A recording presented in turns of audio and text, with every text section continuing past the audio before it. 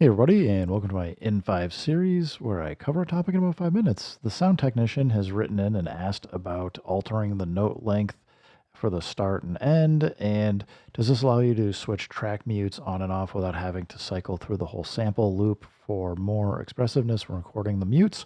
Um, well, track mutes are complicated on the MPC, and there is a way to do it that will cut off and mute the audio, but it's still playing in the background, but it is super buggy from the last time I used it. I haven't even messed with it since like, I want to say firmware 2.11, 2.12, but I will show you and you can be your own judge for it, how it works and does things. I have in the past made videos on how to kind of hack around it, but I've just decided personally I'm not going to mess with it. But I've got this drum and bass track that is going, and I can mute like almost instantly the kicks, claps, and hats. And the reason for this is because they are basically note triggers. So if we go into any of these and look, you'll see there's a bunch of notes here. So whenever I come in and mute the track, it is going to just basically finish playing whatever the audio is, and then it will stop playing. And kicks and hats and snares tend to be pretty short, so it's pretty easy to mute them, and it'll pretty much sound like you've just immediately muted them. On the flip side, I've got this pad here. Let's just go to the bass, because the bass is the same thing. I programmed this as some notes. So we can hear this pad going.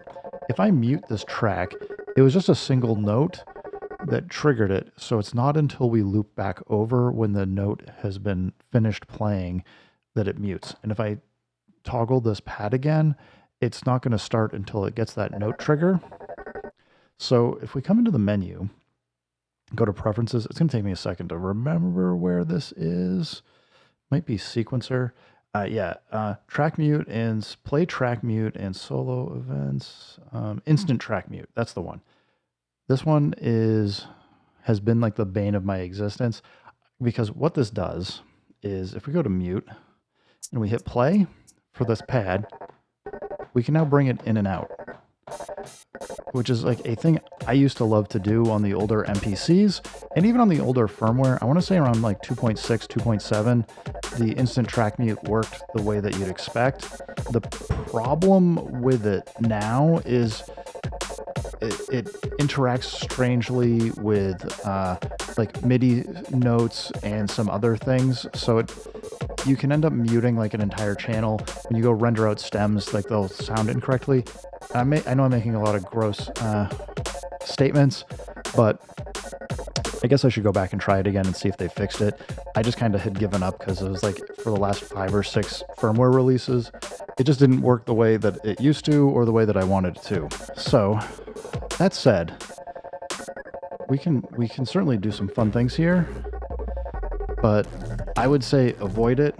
Honestly, if you're really looking for that kind of instant track mute effect, I would really say turn this off and look at doing like some send return work or some other things where you can control it programmatically, or you can just adjust the volume and do that in your automation track. Just automate the volume up and down if you're looking for like that gated sound. I know it's not quite as nice as just being able to do this with track mutes, but I think that answers your question, and I hope it helps you out, the sound technician.